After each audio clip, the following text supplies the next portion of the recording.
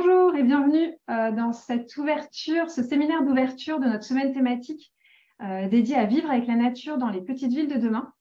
Je suis Juliette Auricos, directrice du programme Petites villes de demain à l'Agence nationale de la cohésion des territoires et j'aurai le plaisir d'animer cette heure, donc ce premier rendez-vous qui nous mènera jusqu'à 18 h. C'est une semaine qu'on a concoctée, ANCT avec l'Association des petites villes de France, la Banque des territoires, CEREMA et les équipes de POPSU Territoire que vous retrouverez tous tout au long de la semaine. Quelques précisions pour que les habitués connaissent bien. Donc, nous serons ensemble 1 heure. On va essayer de tenir les horaires. On vous invite, comme d'habitude, à poser vos questions dans l'onglet questions et réponses, ce qui nous permet de bien les traiter et de réserver vos questions techniques ou petits soucis de connexion à l'onglet discussion ou chat en bas de votre écran. Pour ouvrir cette semaine thématique dédiée à vivre avec la nature dans les petites villes de demain, Madame Dominique Faure, ministre déléguée en charge des collectivités territoriales et de la ruralité, nous a fait l'honneur de nous préparer un message d'ouverture. Donc, si la technique est avec nous, on devrait la voir de suite.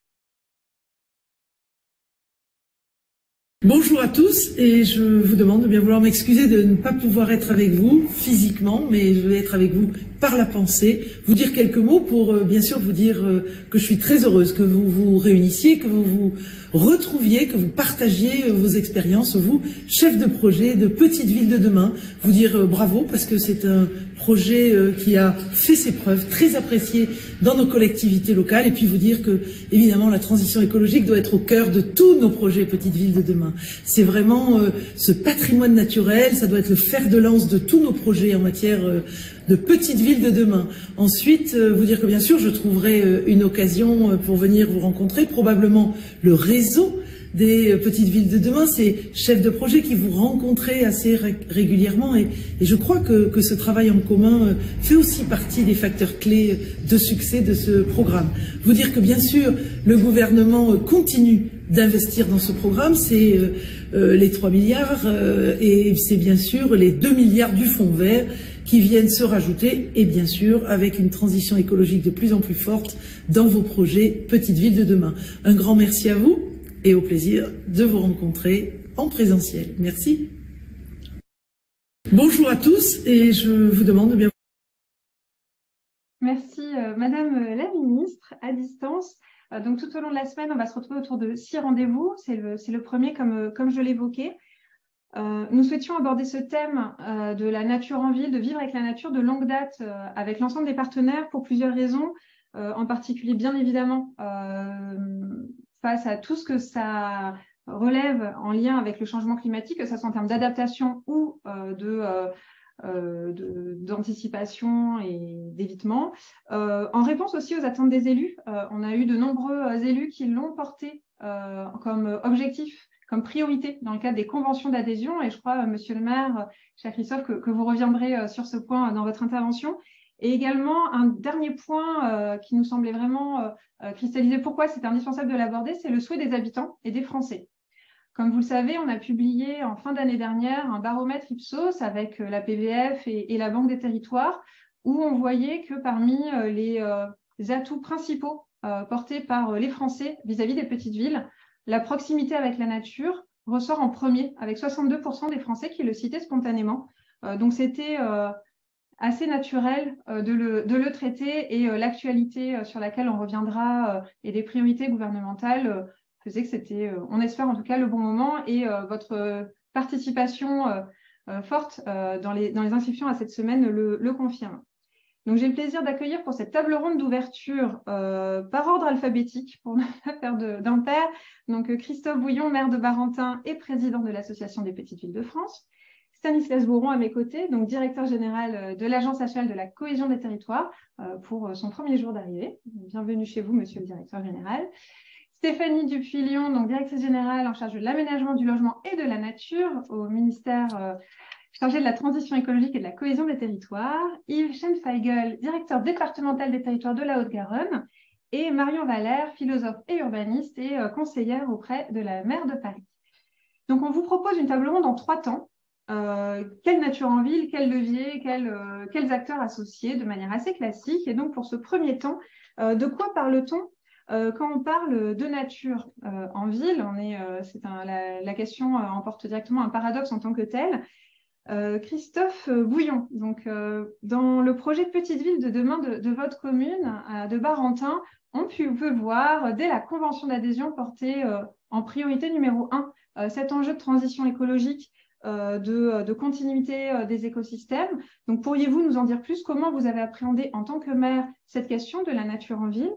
Et de manière plus générale, en tant que président de l'Association des petites villes de France, quelle est la vision des maires des petites villes aujourd'hui sur cette question?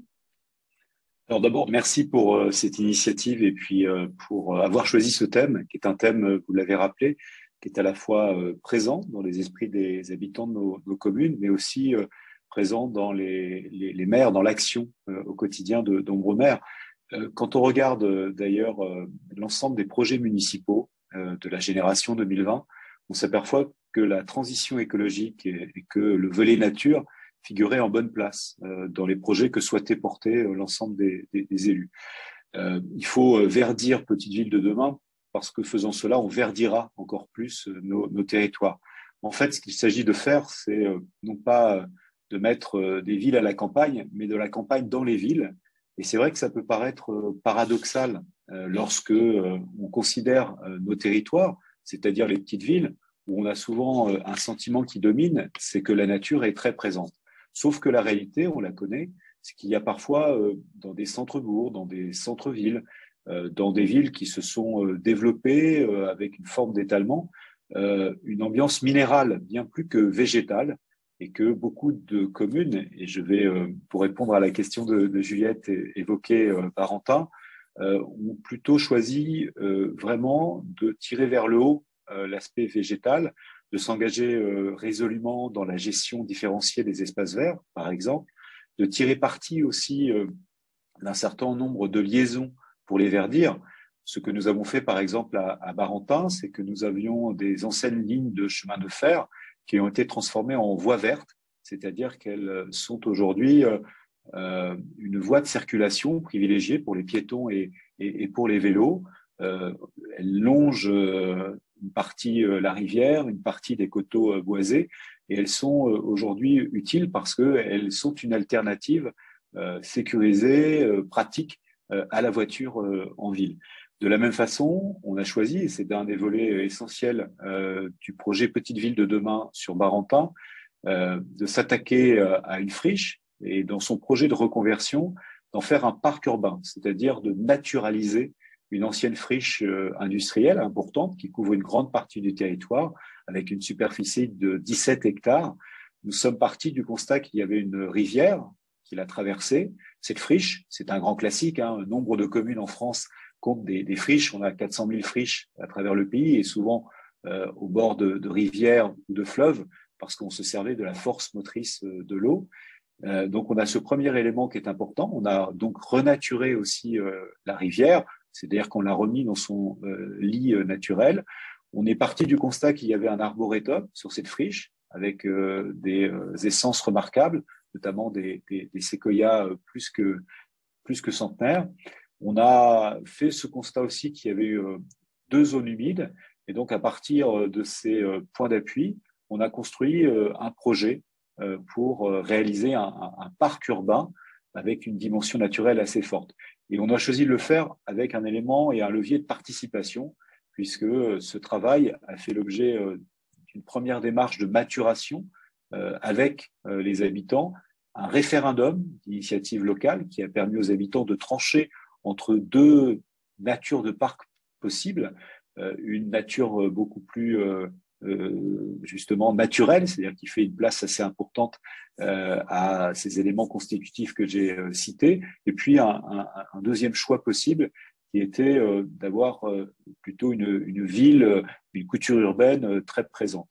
Le choix maintenant est respecté et a permis de construire une programmation et de lancer un concours, et aujourd'hui on a le lauréat du concours pour réaliser ce parc. Cette idée de renaturation de friche est importante parce que c'est vrai que la friche est utile dans le cadre de l'objectif de zéro artificialisation nette pour y construire, pourquoi pas, du logement, pourrait construire pourquoi pas de l'activité, ou faire revenir de l'activité économique, mais la dimension renaturation est aussi une possibilité qu'offre demain une friche. Toujours dans cette veine pour la nature en ville, on travaille aussi bien évidemment pour l'introduction d'îlots de chaleur ou de fraîcheur, pardon, pour éviter des situations qu'on a pu connaître. Et on a, même dans une petite ville, parce que la dominante minérale a amené cela, eh bien, des petites places et d'autres types d'enjeux de cette nature. Dans le cadre du petite ville de demain, notamment sur la dimension revitalisation du centre-bourg et le travail qui est fait autour de la nature commerciale, on voit bien que c'est une dimension nouvelle qui est de celle de faire en sorte à ce qu'on puisse trouver comme ça à proximité des commerces des îlots de fraîcheur. Et enfin, pour tenir l'engagement des 5 minutes, il y a aussi un élément qui nous intéresse autour des cours d'école, bien évidemment, mais aussi, je crois que c'est important, la notion de ville bienveillante. On voit bien qu'il y a un volet aussi bien-vie dans les petites villes de demain, et la ville bienveillante, c'est celle qui apporte des aménités comme meilleur éclairage, comme des bancs, mais aussi une façon, à travers l'élément naturel, de rendre la ville beaucoup plus agréable. Et je crois que ça, c'est aussi une dimension qu'il faut ne pas perdre de vue. Voilà, je ne veux pas être plus long pour respecter le temps qui m'était imparti et je rebondirai sur les autres temps forts de cet échange. Merci, Monsieur le maire. Bien évidemment, on vous reprend plus tard et vous êtes libre d'intervenir quand vous le souhaitez. Merci. Je vous en prie, c'est bien normal. Je vais me tourner vers Stéphanie Dupuy-Lyon. Le sujet nature, c'est au sein de votre direction générale. Est-ce que vous pourriez nous éclairer, voilà, d'un point de vue de la structure du ministère, qu'est-ce que ça veut dire finalement quand on parle de nature en ville? Est-ce qu'il y a une définition? Et puis pourquoi vouloir inclure le vivant en ville? D'accord. Merci. Bonjour à toutes et tous et ravie de vous retrouver et de faire ce webinaire voilà, d'ouverture d'une semaine dédiée à la nature en ville et à la renaturation dans le cadre du réseau des petites villes de demain. Je suis ravie voilà, d'être à ce rendez-vous des élus et cette semaine consacrée. Et comme l'a dit la ministre Faure, c'est un réseau très très important parce qu'il permet le partage d'expériences et le travail en commun. Et voilà, donc pour ça que c'était important qu'on puisse être présent et à vos côtés. Alors la ministre, elle a parlé de la transition écologique et du patrimoine naturel comme fer de lance. Et Petite Ville de demain, je pense, a fait ses preuves en la matière. Alors, moi, je vais vous dire ce que je pense, ce que recouvre en fait pour moi la nature en ville. Alors déjà, pour moi, la nature en ville, c'est un des leviers de la transition écologique, comme l'a mentionné la ministre. Et pour moi, ça se comprend comme l'eau et la nature en ville ou le vivant en ville. Donc, comme ça a été déjà très, très bien exprimé, c'est la question des espaces verts, des formes de végétalisation, des parcelles d'agriculture urbaine, des milieux humides, des cours d'eau. Plus généralement, en fait, c'est tout ce qui favorise le vivant en ville et toutes les formes, en fait, du vivant en ville, que ça soit forme animale ou végétale. Alors en fait, qu'est-ce qu'on entend là-dedans? En fait, c'est la question du sol, le sol vivant. Donc voilà, qu'est-ce que ça recouvre la nature en ville? C'est un maximum de sol vivant en ville. Et ça, par rapport aux 70 dernières années, c'est un peu quelque chose d'assez disruptif parce qu'on a plutôt mis des tuyaux. On a mis l'eau dans les tuyaux, on a canalisé, on a plutôt voilà imperméabilisé, artificialisé les villes. On a fait un petit peu une étanchéité entre guillemets entre la fabrique de la ville, entre la construction, les bâtiments, l'aménagement et le vivant, en se disant le vivant et la nature c'est en dehors des villes. Voilà. Et donc là aujourd'hui il faut amener cette nature en ville, il faut redécouvrir des espaces de nature. C'est basé sur le sol vivant et aussi les cours d'eau. Donc voilà, donc ça c'est vraiment pour moi ce que recouvre la nature en ville. Et puis ça a été très bien explicité déjà, donc je vais pas forcément trop y revenir, mais la nature en ville pour moi c'est aussi les solutions pour l'adaptation des villes et des territoires au changement climatique. On a parlé tout à l'heure des îlots de fraîcheur, la question des inondations, enfin voilà, la capacité de résilience des territoires vis-à-vis du changement climatique et par rapport à l'effondrement de la biodiversité. La nature en ville est importante et puis c'est aussi des éléments récréatifs, c'est aussi de la qualité, de l'esthétique. Et voilà, c'est agir sur le cadre de vie des habitants. Merci beaucoup. Et pour finir, en fait, ce tour de piste de comprendre de quoi on parle et qui va vraiment être structurant, vous le verrez tout au long de la semaine. Marion Valère, donc vous êtes autrice d'un essai qui s'appelle Artefacts naturels de philosophie, et ça nous intéressait vraiment d'avoir votre vision justement sur ce concept-là, sachant que vous parlez plutôt de lieux hybrides plutôt qu'une nature retrouvée. Voilà, et cette notion d'hybridation finalement entre l'humain et le non-humain, qu'est-ce que ça peut nous dire, comment ça peut nous éclairer sur ce concept de nature en ville? Bonjour, merci beaucoup pour l'invitation. Donc effectivement, moi je me suis intéressée en fait à la restauration écologique, donc la pratique qui consiste à réparer des écosystèmes endommagés dans la mesure où finalement ça force les êtres humains à s'intéresser à un écosystème, à le restaurer, à apprendre à vivre avec, etc. Et en partant de cet exemple, j'ai essayé de m'intéresser effectivement à ces types de nature hybride. Et parce qu'il m'a semblé que finalement, on avait assez longtemps, et encore aujourd'hui parfois, perpétué une sorte de distinction très artificielle entre d'un côté la nature sauvage et de l'autre des villes qui seraient des territoires uniquement minéraux, uniquement dédiés à l'être humain. Et finalement, ces deux choses marchent ensemble et les deux sont des illusions d'une certaine manière, puisque des lieux entièrement sauvages n'existent plus réellement dans un contexte de réchauffement climatique. Et de l'autre, croire que la ville peut être le lieu uniquement dédié aux êtres humains est également illusoire. Et donc, dans ce contexte, ce que je trouve intéressant actuellement, c'est effectivement le développement d'une plus grande palette de types de nature en ville. C'est-à-dire qu'avant, c'est vrai qu'il y avait ces typologies auxquelles on était habitué, donc essentiellement le parc, les arbres d'alignement, et finalement, tout ça était assez contrôlé et peu diversifié. Et donc, aujourd'hui, ce que je trouve intéressant, c'est finalement le fait qu'on regarde beaucoup de lieux différemment, donc effectivement les cours d'école qui peuvent devenir des jardins, se dire qu'une rue, on avait tous en tête la rue comme voilà, deux trottoirs, une chaussée traversée et puis quelques arbres d'alignement éventuellement, et se dire qu'on peut avoir réellement des rues jardins, qu'une rue peut ressembler complètement à autre chose, qu'une place peut ressembler à autre chose, qu'un boulevard peut ressembler à autre chose. Et je trouve que ça ouvre des perspectives qui sont super pour les architectes, les paysagistes, les élus, que finalement tout ça dépend aussi de notre imagination collective, parce que de toute façon, on n'a pas le choix dans la mesure où de toute façon, il fera trop chaud dans nos territoires, quels qu'ils soient, et qu'on a donc une obligation d'adapter les espaces et de les rafraîchir. Et donc, évidemment, ça dépend des contextes, mais que l'on soit dans des grandes villes ou des petites villes, finalement, toutes ces typologies auxquelles on est habitué, elles peuvent être repensées et elles impliquent aussi, évidemment, de repenser la manière dont on exploite ces lieux, dont on les contrôle, parce que plus on développe la nature en ville, on ne peut pas développer non plus à l'infini parfois le contrôle et le personnel pour ces espaces. Et donc, ça implique évidemment de plus embarquer les citoyens dans la gestion de ces espaces. Ça crée des nouveaux communs que sont tous ces espaces végétalisés dont on doit s'occuper ensemble. Et donc, ça offre autant d'opportunités de s'approprier la ville, de penser les espaces ensemble.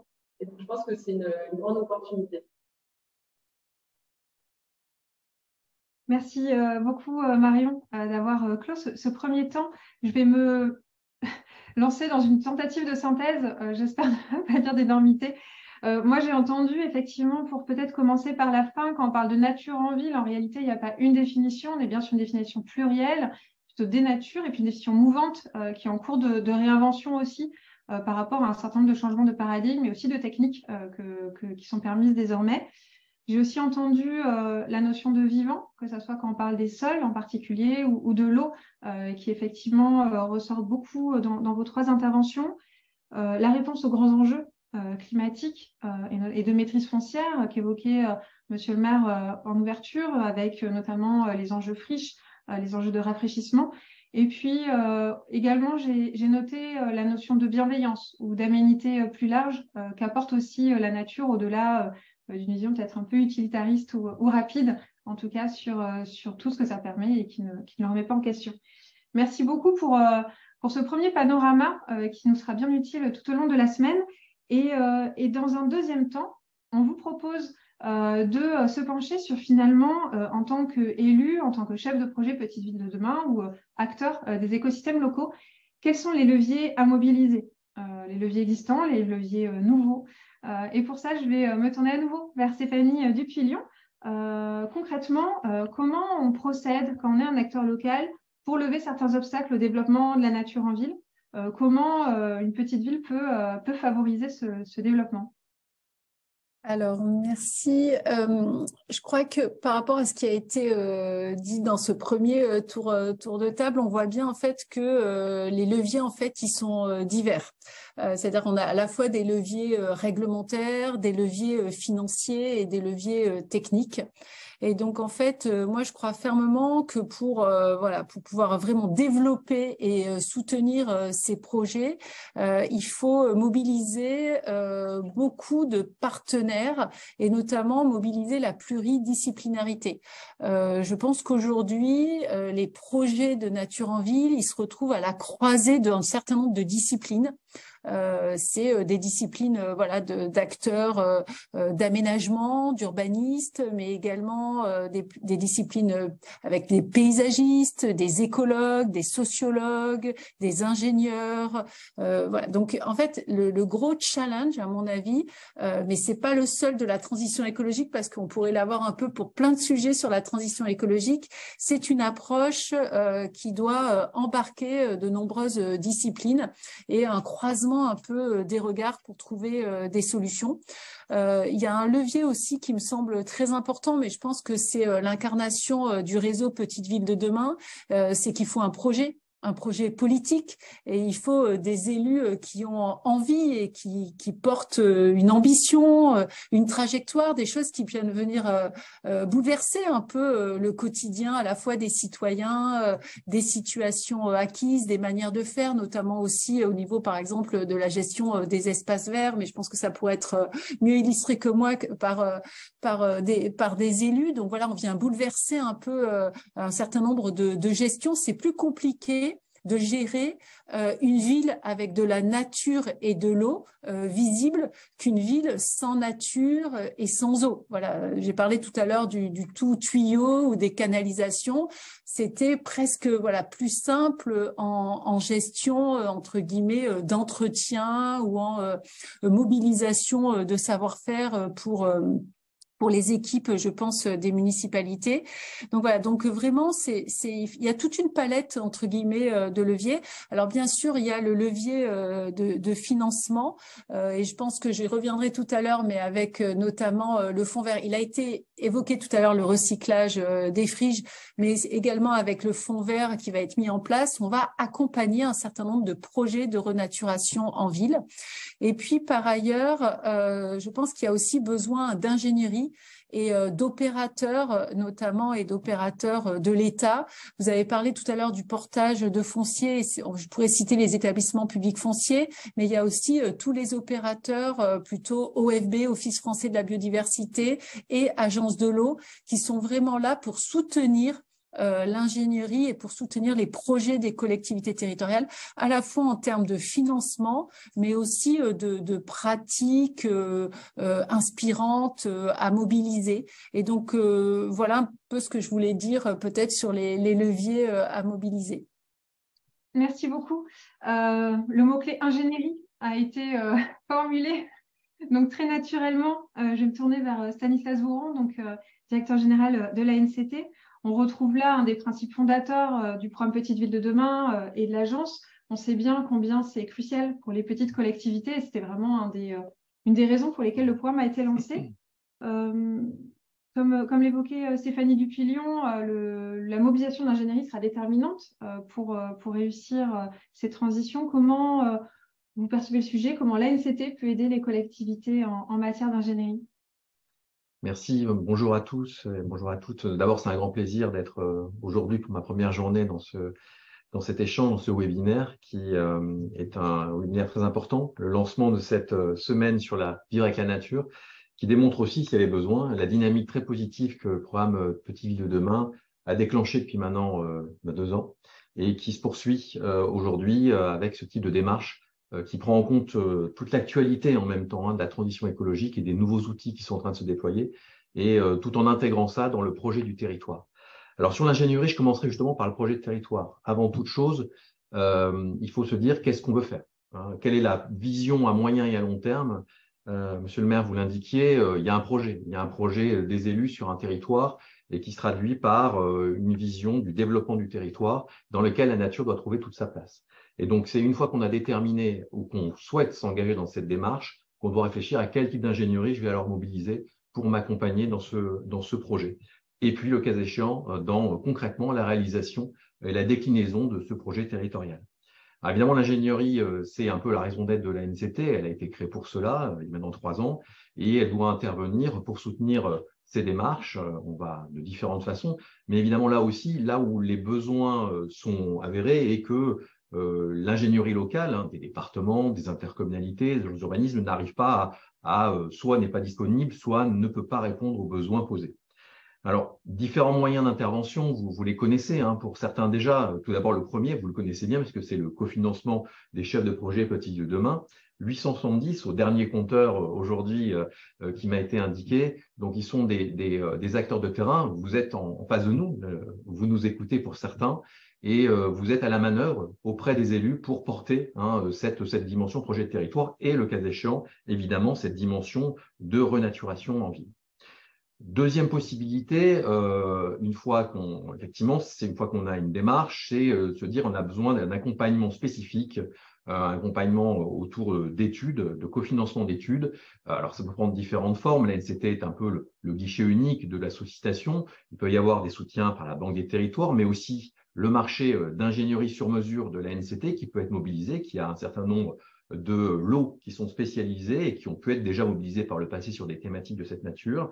Mais c'est aussi des soutiens des grands acteurs avec lesquels l'ANCT est en convention, le CEREMA, l'ADEME, le cas échéant. Enfin, je dirais qu'il y a aussi, et je pense que Stéphanie l'évoquera dans quelques instants, on peut accompagner des projets avec une ingénierie dédiée dans le cadre du Fonds vert. Elle y reviendra sans aucun doute dans quelques instants.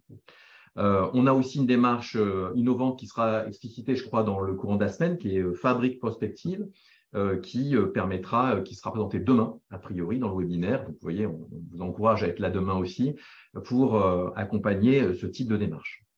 Quoi qu'il en soit, et dans tous les cas, le point d'entrée pour ces dispositifs de soutien de l'État et de ses opérateurs, ça doit être le préfet de département et ses équipes. Les sous-préfets, et évidemment les délégués et les directeurs départementaux des territoires et leurs équipes. C'est eux vers lesquels vous devez vous tourner, pas hésiter à les saisir pour qu'ils puissent ensuite vous aider, vous orienter, pour apporter la simplicité dans la réponse qui vous sera apportée. Merci beaucoup.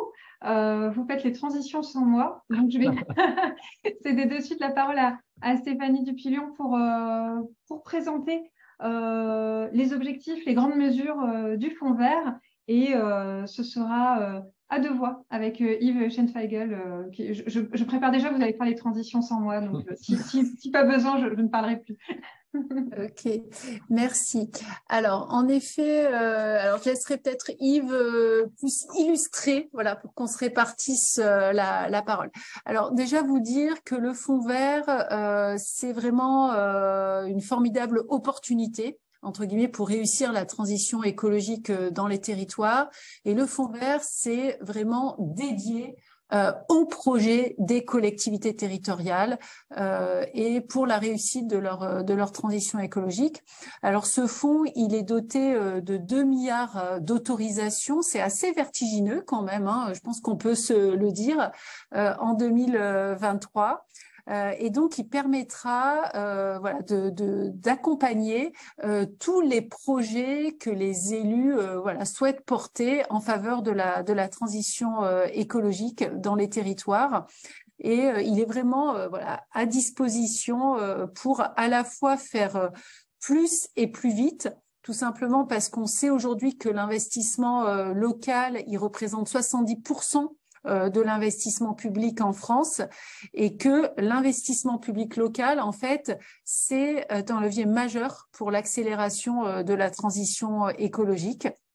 Ensuite, le fonds, il doit permettre aussi de mobiliser les compétences des collectivités territoriales. On sait que la plupart des compétences et la plupart des compétences décisives et des solutions et des décisions qui doivent être prises en faveur de la transition écologique dans les territoires, elles sont à la main des collectivités territoriales. C'est des questions d'urbanisme, de restauration de la biodiversité, c'est des enjeux de mobilité douce, c'est des enjeux de gestion de l'eau, de gestion des déchets. Et donc, voilà, le Fonds vert, il est là pour mobiliser les compétences des collectivités territoriales. Et puis, ce fonds, il est vraiment monté au plus près, entre guillemets, des territoires avec une logique de différenciation et avec un panel, entre guillemets, d'actions possibles. Il sera démultiplié, ce fonds, également par une offre de la Caisse des dépôts, avec notamment des prêts à hauteur d'1 milliard. Et puis 200 millions d'euros en faveur de l'ingénierie territoriale qu'on a déjà évoqué. Alors, ce fonds vert, il répond à 3 grands objectifs, 3 grands domaines d'action. C'est d'une part renforcer la performance environnementale des territoires. Deuxièmement, c'est adapter les territoires au changement climatique et c'est améliorer le cadre de vie. Je vais rentrer après plus précisément parce que derrière ces 3 grands objectifs, il y a 14 portes d'entrée et à chaque fois, bien sûr, l'ingénierie et les dépenses d'ingénierie pourront être prises en charge au-delà des dépenses d'investissement liées à ces différentes portes d'entrée. Ensuite, peut-être vous dire également que ce fonds vert, il n'est pas déconnecté des grandes trajectoires et des grands enjeux qui ont été soit décidés et votés à une échelle nationale, européenne ou internationale. Ce fonds vert, il est là pour accompagner la stratégie nationale bas carbone et viser la neutralité carbone en 2050. Le fonds vert, il est là aussi pour aider à la trajectoire zéro artificialisation nette en 2050 et le premier jalon de diminution par 2 de la consommation des espaces agricoles, naturels et forestiers en 2031.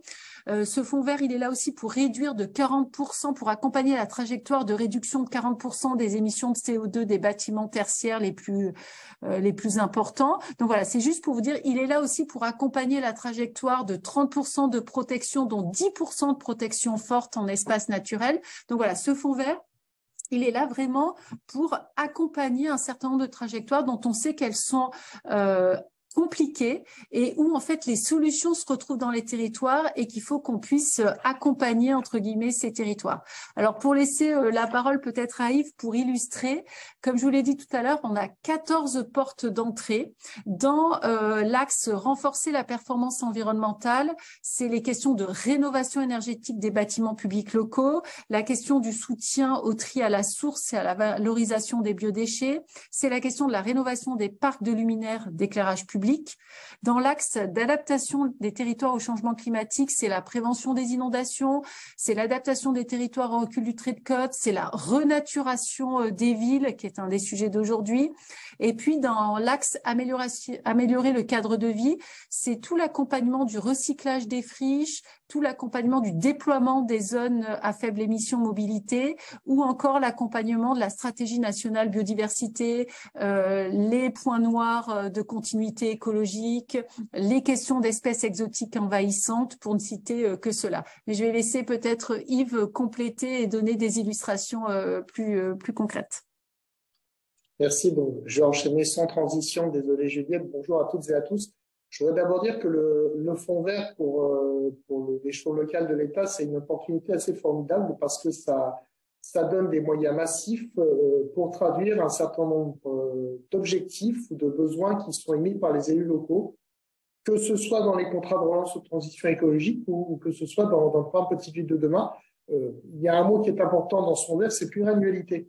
On a des élus qui nous disent on a besoin d'avoir une visibilité financière pluriannuelle sur ce qu'on veut faire. Et là, le fonds vert va nous permettre de répondre très concrètement à cette nécessaire pluriannualité qui est la contrepartie financière de la planification des actions. Alors, effectivement, pour illustrer, on pourrait prendre les 14 portes d'entrée, mais je vais peut-être focaliser sur 4 d'entre elles, parce que il me semble que dans un programme Petite Ville de demain, quand on combine certaines des mesures, on peut prendre un autre angle de vue que celui qu'on a pris sur les programmes. Je rebondis sur ce qu'a dit le maire de Barentin en début de programme. C'est vrai qu'on a beaucoup segmenté les usages. On a séparé le logement, le loisir, le commerce, et on a rendu tout ça tributaire des mobilités en voiture. Finalement, on a aussi segmenté la ville et la nature et quelque part, on l'a rendu tributaire d'une forme de mobilité automobile aussi, qui aujourd'hui est plus forcément abordable pour tout le monde. Et quelque part, combiner des mesures comme la rénovation énergétique des bâtiments tertiaires qui s'accompagne nécessairement par un travail sur la qualité du bâti. On peut prendre l'éclairage public, on peut prendre la renaturation en ville, on peut prendre les friches. Tout ça, ça nous amène à penser, à côté d'une première valence du programme qui était la réflexion sur les bâtiments, sur le logement, avec les ERT, avec les OPA, à penser espace urbain. Alors, pour un certain nombre de départements, de régions, on a des dispositifs de réflexion, de financement, de refonte de l'espace urbain. Mais là, le petit plus, c'est qu'on approche la restructuration de l'espace urbain sous l'angle de révélation de la nature en ville. Quand on parle rénovation des bâtiments publics et luminaires, on va créer de l'ambiance. On va rendre un espace urbain désirable et esthétique et ça va donner envie aux habitants d'aller sur cet espace urbain et forcément on pose derrière la question des mobilités douces, de la manière de se déplacer dans l'espace. Quand on parle friche et renaturation, quelque part ça vous amène à convertir de l'espace, à reconstruire du bâtiment différent et à travailler l'esthétique, travailler l'angle de vue. Et la renaturation, ça permet de remettre de la nature en ville, mais aussi de révéler le passé de la nature en ville. Il y a une intervention d'un chef de projet, je crois, sur Stade Paris aux Mines. C'est vrai, révéler une rivière qui coulait dans la ville et qui a été cachée par une dalle béton qui sert à faire un parking, c'est compliqué parce que ça oblige il y a un aspect foncier. On a des partenaires qui sont là pour ça. Parce que ça oblige à travailler le projet, parce que ça oblige à parler éventuellement cru de la rivière, mais quelque part, on raccroche une ville à son histoire. Autre exemple, quand on prend les photos de place de Petite Ville de demain, aujourd'hui, quand on prend les photos hier, on constate qu'il y avait des arbres sur les places. Il y a généralement de très jolis platanes en Haute-Garonne, et qu'aujourd'hui, il y a beaucoup moins d'arbres, et quelque part, porter un regard d'élu sur ce qu'a été la ville et sur les aménités positives de la nature en ville qui ont été posées par l'histoire, c'est intéressant. Donc vraiment, pour une petite ville de demain, se saisir de ces opportunités financières, les combiner pour prendre un autre angle de réflexion, un autre regard sur l'espace urbain, qui devient un espace naturel, réfléchir sur les questions de mobilité dans cet espace urbain, qui peuvent être des mobilités douces pour aller jusqu'au bout en matière d'îlots de fraîcheur et de mobilité vertueuse non émettrice de gaz à effet de serre ou de particules, c'est une opportunité assez enthousiasmante. Alors, ça demande de l'ingénierie. Il y a l'appui ingénierie qui peut être apporté effectivement par les partenaires. Le directeur général de l'ANCT les a mentionnés. On a aussi en DDT les architectes conseils, les paysagistes conseils de l'État. On a la capacité de faire travailler des partenaires des collectivités territoriales, les CAUE vont de plus en plus sur cet aménagement d'espace. Donc, quelque part, nous permettre de combiner le sur-mesure et les partenariats qu'on a créés avec l'ingénierie sur-mesure dans le cadre des délégations locales et les mettre au service des chefs de projet Petite Ville de demain et des élus pour les amener à porter un autre regard, ça permet de combiner deux axes importants de l'action de la délégation locale de l'agence. Merci beaucoup Yves, et en plus d'avoir ajusté sur le fil avec les questions-réponses. Je regardais. Donc, vous avez dans les questions-réponses pour les participants, donc le lien vers le Fonds vert. Merci beaucoup aux collègues du ministère en charge de l'écologie. Une question sur le lien avec les aides de l'ANA dans le cadre du PRU. Donc, je vois Charline Nenning, donc de la DGLN, qui a apporté des réponses avec le lien vers le site, mais je vois Stéphanie qui a ouvert son micro, qui veut peut-être… Ouais, non, mais en fait, moi, peut-être juste, je voulais juste dire peut-être que vous diffusiez le guide pratique. J'ai oublié de dire tout à l'heure, on a un guide pratique qui a été diffusé au moment du Salon des maires, et je pense que peut-être que ça serait intéressant de le diffuser là dans le chat, Juliette. Voilà. Et peut-être juste dire ce que je n'ai pas dit, c'est que le principe du fonds, c'est qu'il n'y aura pas déjà, on a besoin de vous. En fait, je dis aux élus là qu'on a besoin de vos projets. La réussite du Fonds vert en 2023, c'est vraiment une réussite collective. Et donc, on a besoin de projets. On va pas faire d'appel à projets nationaux. Il y aura très peu de cadrage national. On va demander de l'ambition au projet et on va regarder l'impact des projets, mais il y aura très peu, voilà, de cadrage nationaux. Le fonds, il est totalement déconcentré et vraiment à la main localement des préfets, soit de départements, soit de régions, selon les portes d'entrée, parce que voilà, il y a des choses qui se justifient soit à l'échelle départementale, soit à l'échelle régionale. Vous pourrez trouver, donc c'est vraiment, on veut beaucoup de lisibilité, de simplification. Vous pourrez trouver beaucoup d'infos sur la plateforme Aide Territoire. Et puis également, on sera sur des démarches, avec démarches simplifiées, voilà, sur un parcours, entre guillemets, pour les porteurs de projets, donc les collectivités territoriales, avec démarches simplifiées, qui est un service pour créer, voilà, des démarches en ligne, que je crois qui est assez utilisé et qui est assez simple, voilà, et assez accessible. Et peut-être juste, voilà, vous dire que on sera, voilà, attentif, entre guillemets, à donner les outils d'aide à la décision localement, surtout pour l'impact des projets et pas sur des critères d'éligibilité et des cadres nationaux. Voilà ce que je voulais dire, Juliette. Merci beaucoup. Effectivement, merci à l'équipe qui a posté les liens vers Aide Territoire et vers le guide Aide Territoire. Pour ceux qui ne seraient pas encore complètement bilingues, il est temps de vous y mettre, puisque depuis le début du programme, l'ensemble du catalogue de l'offre de services de Petites Villes de demain est sur Aide Territoire. Pour mémoire, nous avions fait un webinaire avec l'équipe très dynamique de Territoire il y a quelques mois pour vous présenter aussi les évolutions, puisque maintenant vous pouvez créer un compte, vous pouvez créer des alertes personnalisées. Donc, vous pouvez retrouver sur la page Petite Ville de demain tous les arcanes de cet outil précieux. Donc, effectivement, sur lequel, en plus, vous allez retrouver toutes les actualités liées au Fonds vert. Donc, merci beaucoup de cette précision, Stéphanie. Merci à tous les trois pour vos précisions sur quel levier mobiliser quand on veut promouvoir la nature en ville. Là encore, en guise de tentative de synthèse un peu rapide, il me semble ce qui ressort très clairement, c'est que tout procède du projet que vous avez. C'est bien l'idée de Petite Ville de demain et du soutien majeur en ingénierie, à commencer par le financement des chefs de projet à 75% par l'État et ses opérateurs. C'est vraiment vous permettre de bâtir ces projets dans le temps long et derrière de pouvoir proposer des projets ambitieux, plus ambitieux que ce que vous auriez pu proposer sans cette ingénierie, et derrière d'aller pouvoir vous inscrire dans ce fonds vert pluriannuel. Donc voilà, c'est vrai qu'on essaye, je crois collectivement depuis 2 ans maintenant, de renverser un peu la tendance, que ça soit, on est à vos côtés.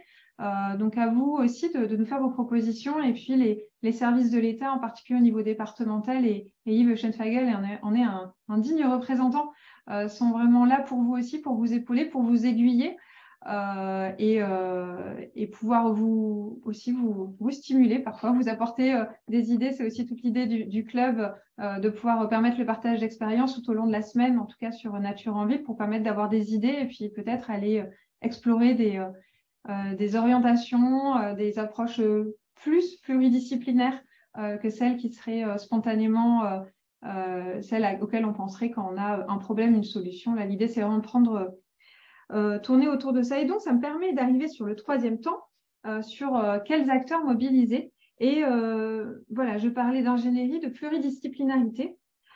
Stanislas Bouron, comment voilà, on a évoqué ces termes, est-ce qu'on pourrait revenir justement sur ces enjeux de pluridisciplinarité, je ne vais pas y arriver, et de mobilisation des acteurs?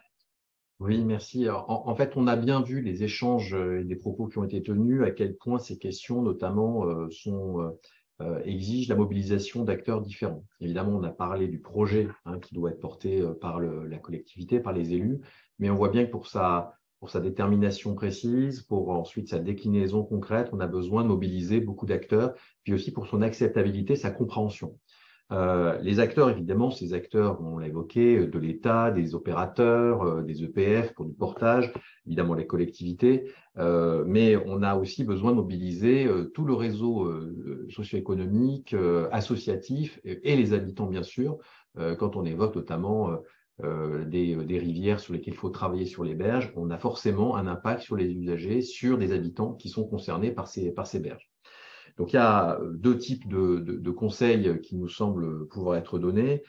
Tout d'abord, c'est avant de démarrer sur ce type de projet, c'est pendant le temps du diagnostic, de la co-conception, comme on dit, c'est-à-dire qu'un travail qui associe l'ensemble des acteurs locaux qui pourraient être concernés ou touchés par l'opération, qui soient effectivement des acteurs socio-économiques, associatifs, qui parfois ont déjà des interventions en ces matières sur le territoire, et les habitants, évidemment, qui seraient directement concernés. Parce que la nature en ville, c'est aussi des cycles, c'est des contraintes. Si on prend un exemple très prosaïque, les arbres perdent leurs feuilles à l'automne, et on sait que parfois, il y a un sujet sur la gestion pendant un temps déterminé de ces feuilles. Donc, ce sont des choses très prosaïques, mais qui peuvent avoir un impact aussi sur la vie quotidienne des habitants. Le deuxième conseil, c'est effectivement pour s'assurer aussi de la bonne adéquation et de la bonne réception du projet, c'est mobiliser aussi un type d'ingénierie et de conseil qui est lié à la participation citoyenne, participation de la population, on va dire, directement. Alors, il y a différentes méthodes qui ont été, je crois, présentées dans la thématique et dans la période, pendant la semaine de webinaire autour de l'engagement et de la participation citoyenne dans le club PVD. Donc, je vous envoie, je crois qu'on peut faire des références sur ce qui se trouve en ligne déjà pour vous y référer. Et puis, il y avoir des soutiens aussi pour vous accompagner sur ces démarches de participation citoyenne. Il y a des offres de services, effectivement. La Banque des Territoires, je crois, s'est engagée là-dedans. Mais aussi, il y a une démarche qui a été une offre de service qui s'appelle Territoire d'engagement, qui est portée par la NCT. Et là aussi, si c'est des choses qui peuvent vous intéresser, surtout n'hésitez pas, adressez-vous à nos excellents représentants, comme Yves, que vous voyez, et puis l'ensemble des DT, des DTA, mais sous-préfets et préfets, qui pourront vous accompagner et flécher, avec notre appui bien sûr, vers une réponse adaptée à votre besoin. Merci beaucoup. Pour aller plus loin, pour compléter cette dimension de quels acteurs mobiliser, je vais me tourner à nouveau vers Marion Valère, parce qu'au-delà d'être une philosophe et autrice d'essais de philosophie, votre parcours est vraiment à la croisée entre philosophie, urbanisme et voilà, action concrète au quotidien.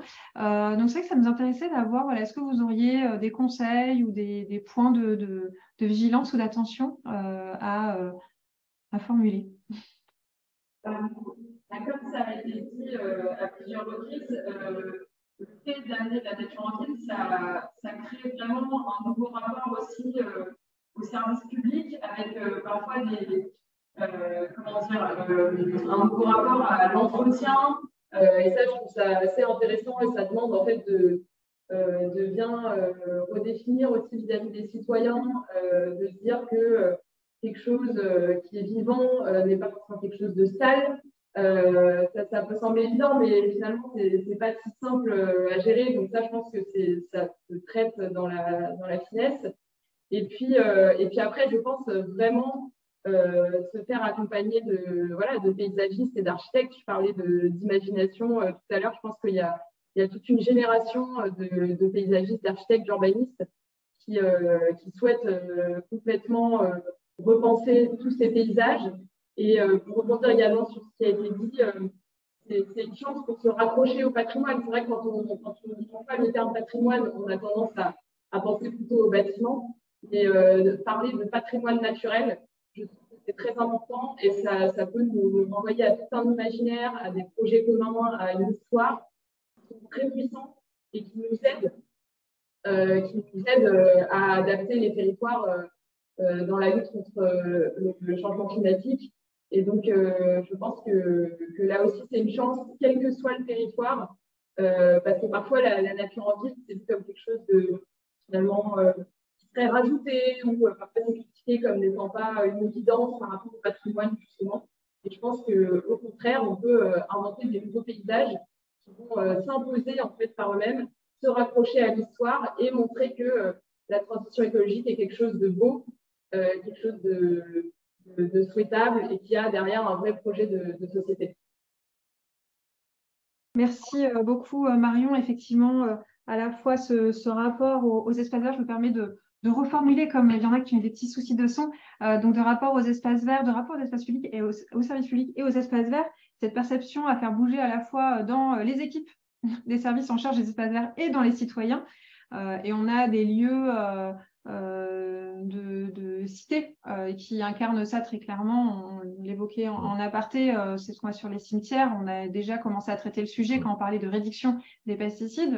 La question se posait et là, elle réapparaît de manière d'autant plus prégnante dès qu'on parle de nature en ville. Et puis cette notion de patrimoine, effectivement, et j'en suis ravie et merci pour cette transition, puisque quand on parle de patrimoine, on parle de désirabilité de vivre en ville. Et Christophe, il me semble, si je ne me trompe pas, si ma mémoire ne m'égare pas, que les dernières assises de la PVF étaient des petites villes nommées désirs. Donc, ça me permet de faire le lien sans transition vers Christophe Bouillon. Quand on parle d'écosystèmes d'acteurs locaux, on pense bien sûr aux élus. Voilà, donc pour vous, quel est le rôle des élus dans cette transition et dans cette ambition collective? Et puis voilà, de manière plus générale, j'imagine que l'ensemble de la discussion dans ces 3 temps appelle vraisemblablement des réactions de votre part.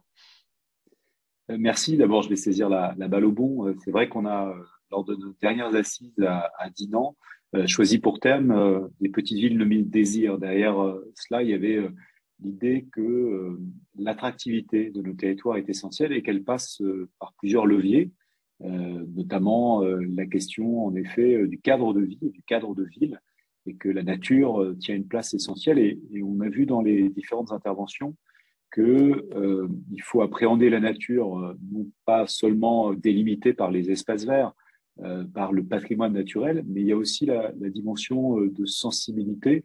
On connaît tous, par exemple, l'obligation qui est faite aujourd'hui pour les communes d'avoir des atlas de la biodiversité, c'est-à-dire qu'il y a un regard différent qui est porté à l'échelle des territoires. S'agissant du fonds vert, je trouve qu'il tombe à point nommé. C'est à la fois une nécessité et une chance.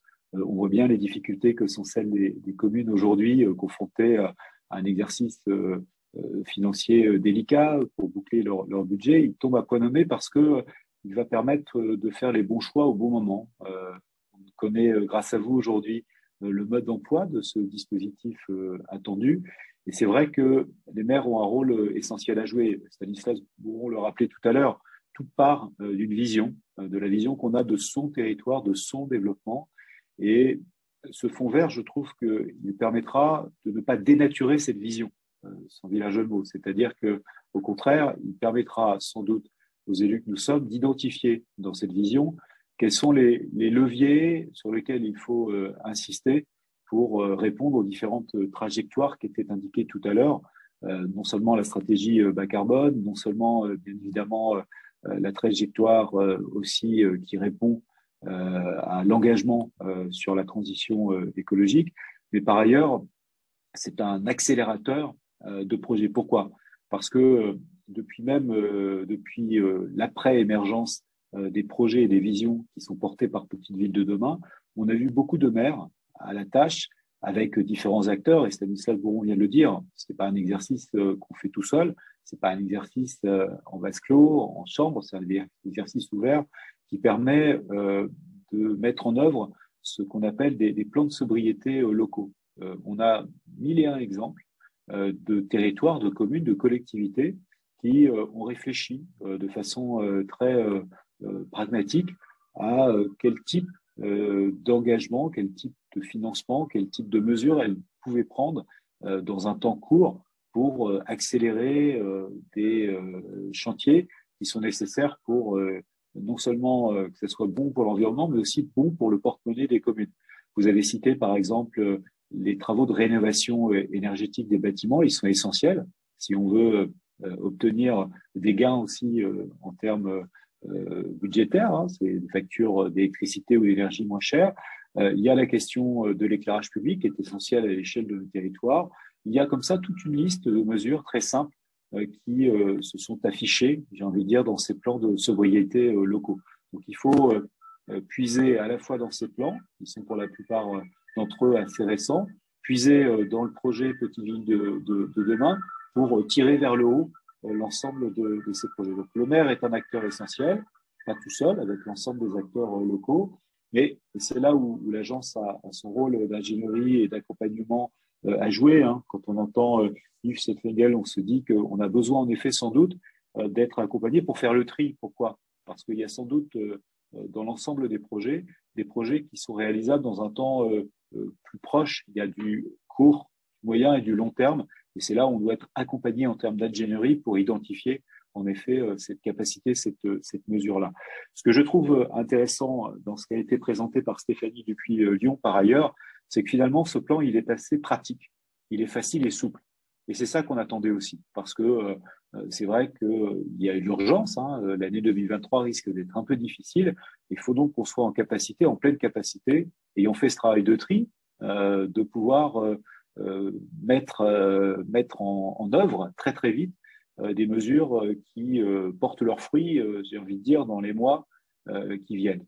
Et c'est la raison pour laquelle les 14 portes d'entrée, donc ceci d'intéressant, c'est qu'elles sont vraiment très pratico-pratiques. On n'est pas dans la définition de concept, ça renvoie à des réalités vécues localement. Et si Juliette me demandait de réagir, la seule chose qui est importante, même si je suis rassuré par les propos qui viennent d'être tenus par différents acteurs qui seront à la manœuvre aussi, notamment au niveau de l'État local, il faut que l'intendance suive. C'est-à-dire qu'on a là un bon dispositif qui est bien doté, qui a bien identifié les enjeux à la maille des territoires, qui, j'ai envie de dire, semble très vite opérant. Mais il faut que vraiment, dans tous les départements de France, il y ait une même mobilisation. C'est-à-dire qu'il faut que dès demain matin, quand, grâce à la présence parmi nous aujourd'hui d'un certain nombre de chefs de projet ou d'élus, quand le téléphone de la préfecture va sonner, on puisse en effet avoir les bons réflexes, comme on vient de le voir aujourd'hui, et que les maires soient placés très très vite dans l'opérationnel. Je dis ça et je termine là-dessus sur 2 points qui me semblent essentiels. C'est comme vous le savez, c'est en ce moment qu'on fabrique nos budgets. C'est en ce moment qu'on est en train de faire des choix. Et que pour faire ces choix, il faut qu'on ait, j'ai envie de dire, la pleine connaissance des dispositifs et de leurs effets. Et c'est cela qui est important, c'est que quand les maires décrochent leur téléphone, quand le téléphone sonne au niveau des préfectures et des bons correspondants, très vite, on ait la réponse adaptée et qu'on puisse leur aider à faire ces choix qui sont essentiels aujourd'hui parce qu'il sera très difficile d'y revenir derrière. On a un exemple que vous connaissez comme moi. Quand il y a eu France Relance, et notamment les dispositifs comme pour l'accélération de la rénovation thermique des bâtiments, on a eu là des dispositifs qui étaient intéressants, opérants, encore une fois, bien dotés, mais il y a certaines équipes municipales qui étaient récemment installées, qui ont vu passer le train, et qui n'ont pas pu le prendre et qui aujourd'hui sont prêts parce qu'ils ont fait ce travail d'identification des besoins à l'échelle de leur territoire. Donc, il faut qu'on les aide à prendre ce train et à profiter de ce fonds vert comme il se doit. Et puis, le vraiment dernier élément, chère Juliette et cher Stanislas, c'est qu'il faut aussi, puisqu'on évoque Petite Ville de demain, qu'il y ait un effet coupe-fil. C'est-à-dire que beaucoup des projets qui figurent dans Petite Ville de demain, qu'on peut identifier comme rentrant pleinement dans la définition du fonds vert, doivent être mis sur la pile en haut, parce que je crois que c'est important aussi, maintenant qu'on est à maturation, maintenant que le travail d'ingénierie a été fait, maintenant que les chefs de projet sont installés, ont fait ce travail de réseau à l'échelle de le territoire, il faut que, quand on a fait le tri, eh bien, il y a cet effet coup de fil qui profite bien évidemment au territoire, aux petites villes de demain. Merci Christophe pour cette intervention qui emballe bien cette fin de webinaire.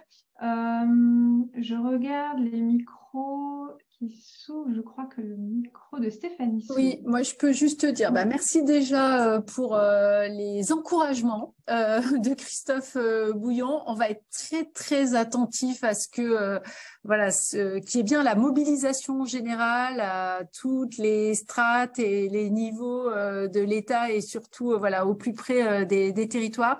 Moi je le redis, on a vraiment besoin de toutes les initiatives et de tous les projets aujourd'hui. Je pense que finalement toutes les élus et les équipes qui étaient embarquées dans Petite Ville de Demain ont un temps d'avance. Donc, à mon avis, vous serez de toute façon, en capacité, peut-être plus vite que d'autres, à proposer des projets qu'on pourra accompagner. C'est 100% d'argent frais et additionnel. Je le redis parce que, et par ailleurs, c'est très inspiré. Vous avez fait l'affiliation du plan de relance. On a essayé d'améliorer encore quelque chose qui avait plutôt bien fonctionné, à la fois sur des mesures et des thématiques, et sur un mode de fonctionnement, on a corrigé ce qui semblait encore lourd, comme les appels à projets nationaux, des cadres nationaux trop stricts, pour aller vraiment dans plutôt des cahiers d'accompagnement. Donc voilà, juste pour vous dire en tout cas qu'il y a vraiment une volonté d'être très vite opérationnel en accompagnement des projets des élus, et que je pense que pour ce qui est de Petite Ville de Demain, je suis sûre que vous aurez la capacité de récupérer pas mal de contributions du Fonds vert. Merci beaucoup pour ces mots de la fin. Je ne vais pas revenir sur toutes les synthèses et les petites conclusions intermédiaires, mais merci pour ce temps d'échange enthousiasmant où on a parlé de vision, de projet, de vivant et d'hybridation, de moyens, et puis aussi de collectif et de perception et de pluridisciplinarité. J'ai réussi à le dire à la fin. Merci beaucoup pour vos questions posées et un grand merci encore plus aux collègues, notamment de la DGLN, qui étaient tous mobilisés derrière leur clavier pour apporter les réponses et vous apporter les différents liens. Également, merci aux chefs de projet qui jouent le jeu de partager des ressources. Je pense à Marie Bodino, notamment, j'ai vu qu'il nous a posté un guide ressources. Donc, merci Marie, et puis on va capitaliser tout cela précieusement. Pour poursuivre les échanges, on se retrouve dès demain, pour ceux qui le souhaitent, à 15h pour parler d'améliorer le cycle de l'eau, comme l'évoquait Stéphanie Dupillon en ouverture, de l'importance de ça. Et en particulier, on aura le témoignage de l'adjointe au maire de la commune de Awala Yalimpo, qui nous fait l'amitié de témoigner depuis la Guyane. Donc, on est très heureux de bénéficier de ce témoignage. Vous retrouverez le programme de la semaine sur le site internet avec le lien qui est dans le chat. Un grand merci à toute l'équipe projet, en particulier à Julie Rago et Timothée Drouard au sein de mon équipe, mais aussi Régis Ayat, Elias Maouia, Raphaël Rato et Franck Chéniaud. Je n'ai pas cité où ils sont, mais voilà, sachez qu'il y a un collectif interpartenarial qui s'est mobilisé pour vous toute cette semaine. Et je vous dis à demain. Et un grand merci encore aux intervenants.